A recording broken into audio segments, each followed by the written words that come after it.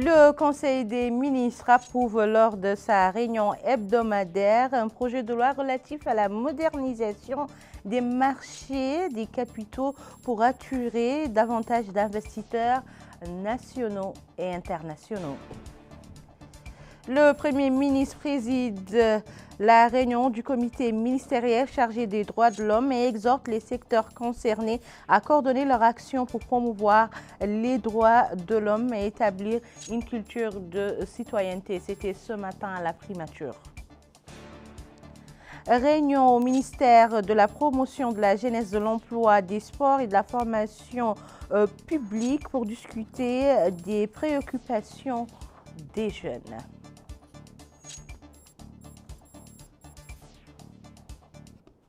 Merci de vous joindre à nous. Avant de passer au développement des titres, d'abord ce décret provenant de la présidence de la République. La présidence de la République a rendu public cet après-midi un décret en vertu duquel M.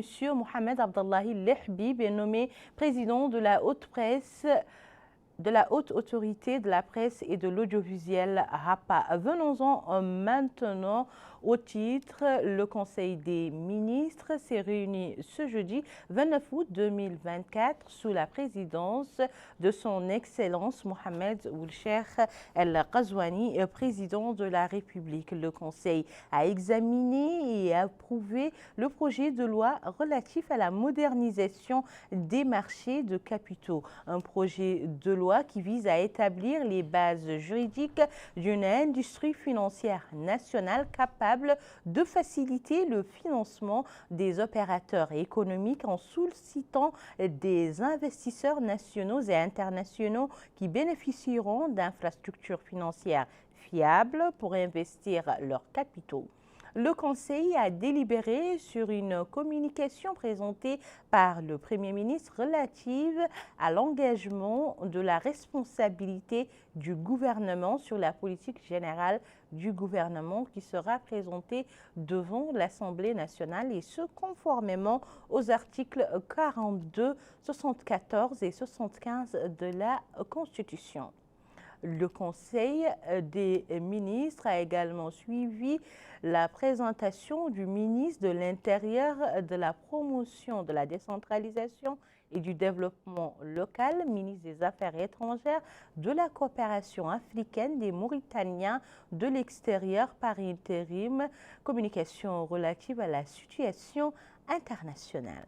Le ministre de l'Intérieur, de la promotion de la décentralisation et du développement local a présenté une communication relative à la situation intérieure. Le ministre de la Transformation numérique et de la modernisation de l'administration a présenté une communication relative aux phases 2 et 3 du projet de connectivité des zones frontalières sud et sud-est de Oulianja à Mbeket-Lahouach.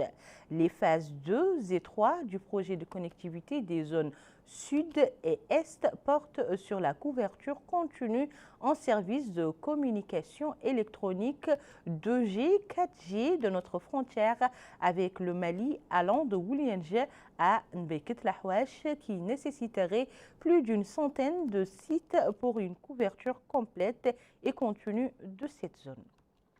La ministre de l'Hydraulique et de l'Assainissement a présenté une communication relative à l'approvisionnement en eau potable de la ville de Nouakchott. Cette communication a pour objet de présenter le contexte actuel de l'approvisionnement en eau potable de Nouakchott ainsi que les mesures programmées pour mettre définitivement un terme aux problèmes récurrents de pénurie d'eau potable enregistrés au cours des dernières années, notamment pendant la période hivernale. Enfin, le Conseil a pris les mesures individuelles suivantes. Ministère de l'Hydraulique et de l'Assainissement, établissement public, Société nationale des eaux, directeur général Abdelmejid Ould Reha, directeur général adjoint Mohamed Mahmoud El Mouchtaba Beiba. ministre de la Culture, des Arts, de la Communication et de Relations avec le Parlement, cabinet du ministre Abdel Fattah Ould-Abedna est relevé de ses fonctions comme chargé de mission. Établissement public, autorité de régulation de la publicité ARP, président de l'autorité Dieng Amadou Boubou, précédemment directeur général adjoint de l'établissement portuaire de la baie du Repos.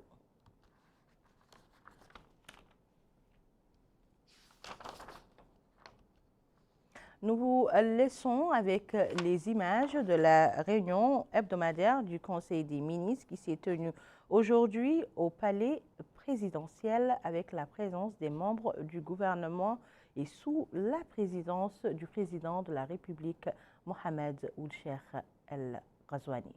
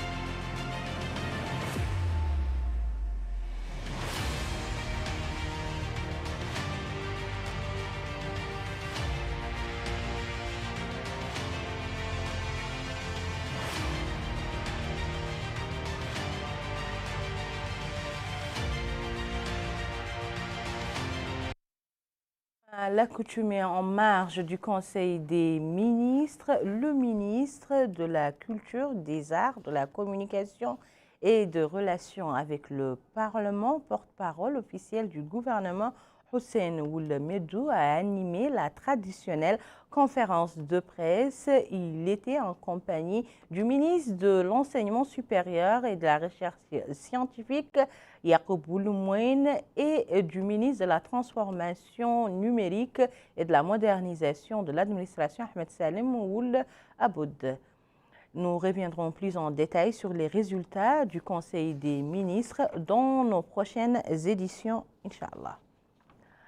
Comme annoncé dans les titres, le Premier ministre, M. Mokhtar Ould Ndiaye, a présidé hier soir à la primature une réunion de la commission ministérielle chargée des droits de l'homme. Des présentations ont été faites et des discussions concernaient le suivi des mécanismes exécutifs de la stratégie nationale de promotion et de protection des droits de l'homme et d'autres encore liés à la question des exigences de la feuille de route contre la traite des êtres humains ainsi que le niveau d'avancement dans la coordination du travail des organismes et mécanismes nationaux en charge de ce dossier, outre le niveau d'avancement dans l'harmonisation des textes nationaux avec les obligations internationales que notre pays a paraphées au niveau des commissions des droits de l'homme. Le ministre de l'autonomisation de la jeunesse, de l'emploi, des sports et de la fonction publique, Abdallahi Mohamed Louli, a tenu hier soir au siège du ministère à Nouakchott des réunions avec des groupes de jeunes, l'objectif étant d'écouter leurs propositions et aspirations et de connaître les défis auxquels ils sont confrontés. C'est un compte-rendu de Bokar là-bas. L'autonomisation des jeunes et le renforcement de leur rôle dans les différents secteurs de développement sont au cœur des efforts de l'État. D'ailleurs, c'est tout le sens de la tenue de ces réunions avec des groupes de jeunes pour écouter leurs opinions et aspirations et identifier les plus importants défis auxquels ils sont confrontés. Justement, les jeunes ont exprimé leurs attentes et ils ont aussi souligné les difficultés majeures auxquelles ils sont confrontés. Responsables d'associations de jeunesse, des animateurs de jeunes âgés de 18 à 25 ans et des jeunes actifs sur les médias sociaux, tous ont insisté sur la nécessité de mettre en œuvre des plans et programmes pour leur autonomisation. En d'autres termes, ils ont appelé l'État à créer un cadre idoine pour leur employabilité, la formation, le lancement d'activités génératrices de revenus. Et ils ont aussi souligné l'importance du service civique qui constitue un moyen pratique pour se responsabiliser, ainsi que l'esprit du volontariat, l'assistance dans les activités sportives et sociales, entre autres. Et dans son intervention, le ministre de l'Autonomisation de la Jeunesse, de l'Emploi, des Sports et du Service civique, Mohamed Abdallah Hilouli, a souligné que l'objectif de ces rencontres est d'écouter les jeunes, identifier leurs aspirations et leurs préoccupations et échanger le point de vue et les propositions sur les différentes questions qui les concernent afin de prendre les mesures nécessaires pour faire avancer la promotion de cette frange. En somme, l'autonomisation des jeunes vise à leur donner les moyens de prendre en main leur avenir, tant sur le plan économique que social, en leur offrant des opportunités de participation active dans les processus décisionnels. Le chargé d'affaires de l'ambassade d'Ukraine dans notre capitale, M. Victor Burt, a visité aujourd'hui l'entrepôt du programme alimentaire mondial qui abrite en son sein les denrées fournies par l'Ukraine sur financement de la Finlande pour appuyer le programme de lutte contre l'insécurité alimentaire chez nous. Le chargé d'affaires, accompagné du directeur adjoint du programme alimentaire en Mauritanie, Patrick Tukwera, et plusieurs de ses collaborateurs a visité cet entrepôt et s'est informé sur les produits qui s'y trouvent, en particulier des quantités d'huile végétale, de légumineuses LED, s'élèvent à environ 113 000 émerus et sera distribué aux citoyens les plus démunis des wilayas du Hod Sharqi, du Gidi Maha et de la Saba. L'Union des auteurs et écrivains de Mauritanie a organisé hier un colloque sur le roman Kelzoum Mint Ahmed. Le président de l'Union des auteurs et écrivains de Mauritanie, Khalil Ould Nahwi, a indiqué que le roman est un apport qualitatif à la littérature féminine dans notre pays. Les écrivains et auteurs qui ont participé à la séance ont apprécié le roman dans lequel l'auteur Kelzoum Mint Ahmed plonge dans les profondeurs de la psychologie féminine à travers une héroïne qui tente de déchiffrer les secrets de sa personnalité et les événements qu'elle a traversés au cours de sa vie. Le colloque a également vu la présentation d'une lecture de poésie du poète Baba Ahmedou.